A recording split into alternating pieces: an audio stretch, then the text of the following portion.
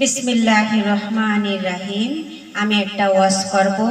আব্দুল কাদের জিলানীর কাছে এক বুড়িমা তার একটা ছেলেকে নিয়ে গেলেন, নিয়ে তার বাড়ি পৌঁছিলেন। যাই বললেন, বাবা আমার ছেলেটারে তোমার কাছে আমি মুরিদ বানাতে নিয়ে আইছি, আলেমুল্লামায় পরিণত করে এরে মুরিদ বানায় দিবা। আব্দুল কাদের জিলানী বলল, মা মুরিদ হতে গেলে বহুত কষ্ট করতে হবে। দুনিয়ার আরাম আয়েশ, খানা পিনা, সুখ শান্তি সব কিছু বিসর্জন করে তয় আলেমে পরিণত হবে, মুরিদ হতে হবে, বহুত কষ্ট ভোগ করতে হবে, তোমার ছেলে পারবে না। বুড়িমার ছেলে বলল, বাবা পীর সাহেব আমি নিশ্চয় পারবো, আপনি আমারে রাখেন, আপনার খেদি খাদমতে আমি মগ্ন হব। বুড়িমা চলে গেলেন ছেলেটারে দিয়ে। আব্দুল কাদের জিলানী বাবা ছেলেটারে সকালে 2টে রুটি, বিকেলে 2টে রুটি, রাত্রি 2টে রুটি, 6টা রুটিতে তার দিন কাটতো। দিন দিন শুকিয়ে হাড্ডি গতরে খালি 4খানা হাড় আছে, তার গতরে এক বিন্দু গোশ নাই, শুকিয়ে গেছে। আর আব্দুল কাদের জিলানীর খেদি খাদমত করতেছেন। একদিন বুড়িমা আসলেন ছেলেটারে দেখার জন্য।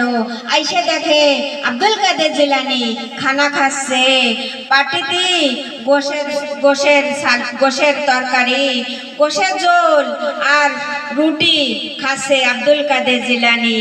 আর দেখে নিজের ছেলে 2টা শুধু রুটি খাচ্ছে। দেখে বলে, একই ইসলামের বিচার, এই কি ইসলামের বিচার? আপনি গোশের তরকারি দিয়ে, গোশের ঝোল দিয়ে রুটি খাচ্ছেন, আর আমার ছেলেরে 2টে শুধু রুটি খাতে দিছেন, এই কি ইসলামের প্রধান? এই কি ইসলামের প্রতিবাদ? আব্দুল কাদের জিলানী বলল, মা তুমি শান্ত হও, মা তুমি শান্ত হও, দেখো আমার অলৌকিক ঘটনা। আমি আব্দুল কাদের জিলানী কি করি দেখো, এত সোজা নয়। আল্লাহর ওলি হতে গেলে বহুত কঠিন, বহুত কঠিন পরীক্ষা দিতে হবে আল্লাহর কাছে। তো যাকে ফির যাকে আল্লাহর ওলি হতে হবে। আব্দুল কাদের জিলানী বাটিতে কিছু হাড্ডি রাখিছে, গোশ খায়ে হাড্ডিগুলো বলল, তোমরা মুরগিতে পরিণত হয়ে যাও। এই বলে আব্দুল কাদের জিলানী বিসমিল্লাহ বলে ফু দিলেন। মুরগি দাঁড়িয়ে কক কক করে চলতে লাগলেন। সুবহানাল্লাহ, সুবহানাল্লাহ।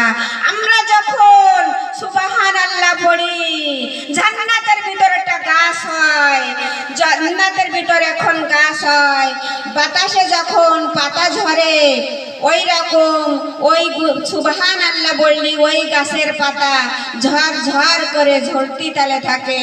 আমরা জানি না সুবহানাল্লাহর কত গুণ। দোয়াটা পুরো পড়বেন, সুবহানাল্লাহি আলহামদুলিল্লাহি সুবহানাল্লাহিল আযীম, সুবহানাল্লাহি আলহামদুলিল্লাহি সুবহানাল্লাহিল আযীম, সুবহানাল্লাহি আলহামদুলিল্লাহি সুবহানাল্লাহিল আযীম। জীবনে যত গুনাহ করেছেন, জীবনে যত গুনাহ করেছেন, জীবনের সমস্ত গুনাহ এই দোয়া পড়লি, এই দোয়ার বরকতে ঝড় ঝরায় ঝরে পড়ে যাবে। যখন বৈশাখ মাসে রোদ্দুরের তাপে গাছের পাতা শুকিয়ে যায়, যখন কাল বৈশাখী ঝড় ছাড়ে, গাছে একটাও শুকনো পাতা থাকে না, সব ঝরে পড়ে যায়। এই দোয়া পড়িলে একটুও গুনাহ থাকবে না, ঝড় ঝড় করে সারা গুনাহ ঝরে পড়ে যাবেন। আপনারা ফলো করবেন আমার এই দোয়াটা। যে না জানবেন অন্যকে শেয়ার করে দেবেন। এই দোয়াটা আমার কাছ থেকে আপনারা শিখে নেবেন। এই দোয়াটা বহুত জরুরি।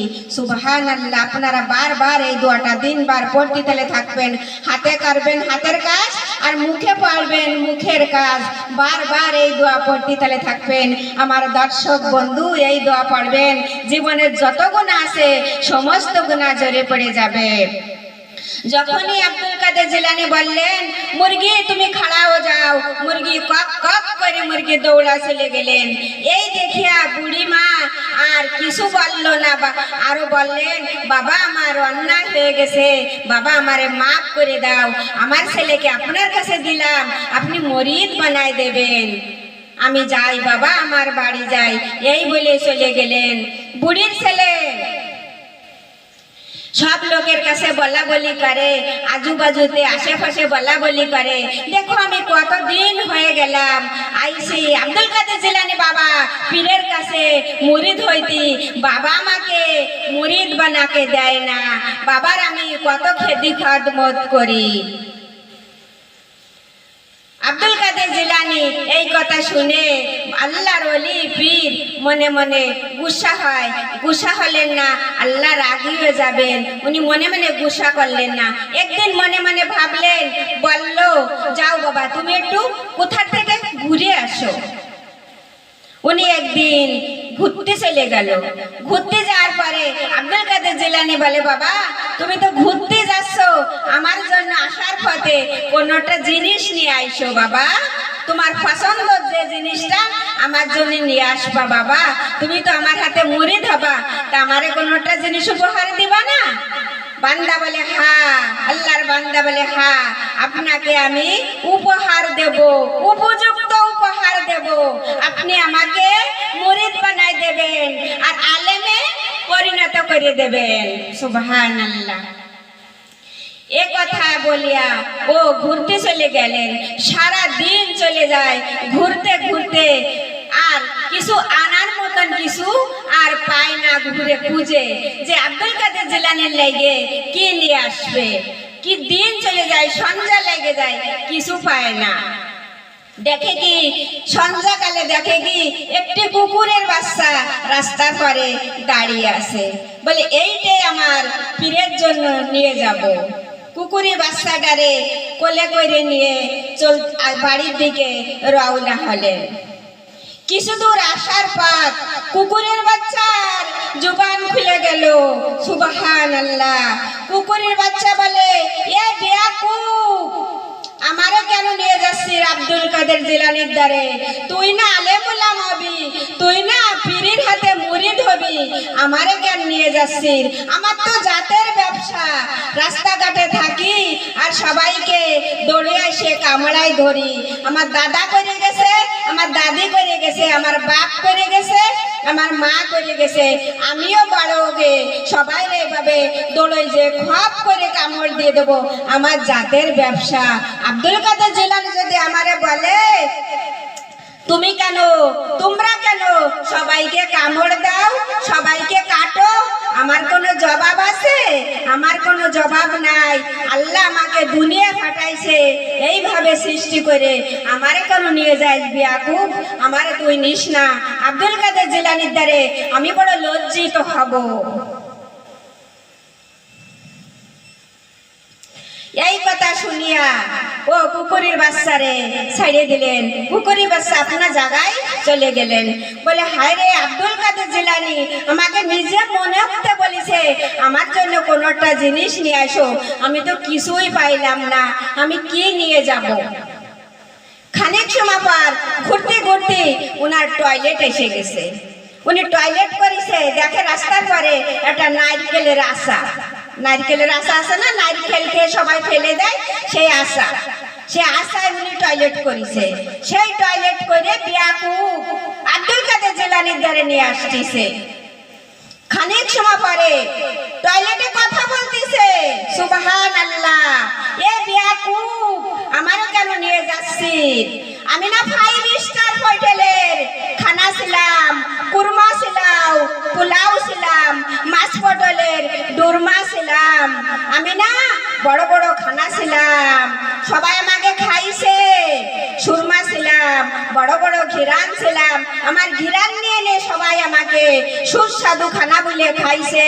তোর পেটে আইছে আমি পয়সে বন্ধ হয়ে গেছি, তোর তোর দোষ, তোর পেটের দোষ, আমারে কেন নিয়ে যাচ্ছিস এ বেয়াকুব। ফির ওই টয়লেটে জুবান খুলে বলতিছে, আমি না আঙ্গুর ছিলাম, আমি না আপেল ছিলাম, আমি না বেদানা ছিলাম, আমি না টাইগার ছিলাম, আমি না স্ট্রবেরি ছিলাম, আমি না তরমুজ ছিলাম। বুঝ বুঝ অবুঝ, বুঝবি না না বলি অবুঝ হয়ে যাবি। বুঝ বুঝ বুঝ না বলি তরমুজ, আমারে খাইয়ে তুই তরমুজ খাইয়ে তুই হয়ে গেছিস অবুঝ। এই কথা শুনে বলে হায় রে, সত্যি তো আমি খারাপ, আমার দোষ আর আমার পেটের দোষ। এত সুস্বাদু খানা আমি খাইছি, আমার পেটে এসে গন্ধ হয়ে গেছে, আমার দোষ, আমার পেটের দোষ। ও টয়লেটকে পায়খানাকে ফেলে দিয়ে আব্দুল কাদের জিলানীর পায়ে লটে পড়িছেন, বাবা আমার বড় অপরাধ হয়ে গেছে, আমায় আপনি ক্ষমা করে দেন। আব্দুল কাদের জিলানী বলে, আমি সবই দেখতে পারিছি বাবা, আমি সবই দেখতে পারিছি, তুমি কি ভুল করিছো সবার সামনে বলে, আর আমার জন্য কি আনার লেগে কি করিছো আমি সবই দেখেছি বাবা। তুমি নিজের ভুল নিজে ভুল বুঝতে পারিছো, আসো তোমাকে আমি আলেম উলামা বানাই দেব, আর মুরিদ বানাই দেব আমার হাতে হাত বুলে। তখনই আব্দুল কাদের জিলানী বেয়াকুবকে কলেমা পড়ায় মুসলমান বানাই দিলেন আর তারে মুরিদ বানাই দিলেন। তো এই কলেমার এত জোর, লা ইলাহা ইল্লাল্লাহু মুহাম্মাদুর রাসূলুল্লাহ, এই বলিয়া মুসলমান হয়ে হাতে হাতে হাত মিলায়ে মুরিদ হয়ে গেল। এই কলেমার তো গুণ আগে জানি না রে আল্লাহ, এ জীবনে গেলে এই কলেমা ছাড়িতাম না, এই কলেমা পড়িলে পরাণ বুলবুল, এই কলেমা পড়িলে পরাণ বুলবুল, নামটি তাহার মুহাম্মদ রাসূল, লা ইলাহা ইল্লাল্লাহ মুহাম্মদ রাসূল, লা ইলাহা ইল্লাল্লাহ মুহাম্মদ রাসূল। এই কলেমা পড়িয়া হিন্দু বৌদ্ধ খ্রিস্টান একই জাতি হই আমরা মুসলমান, লা ইলাহা ইল্লাল্লাহ মুহাম্মদ রাসূল, লা ইলাহা ইল্লাল্লাহ মুহাম্মদ রাসূল। আসসালামু আলাইকুম দর্শক বন্ধু, আমার জন্য দোয়া করবেন, আমি যেন নতুন নতুন ওয়াজ নিয়ে আপনাদের সামনে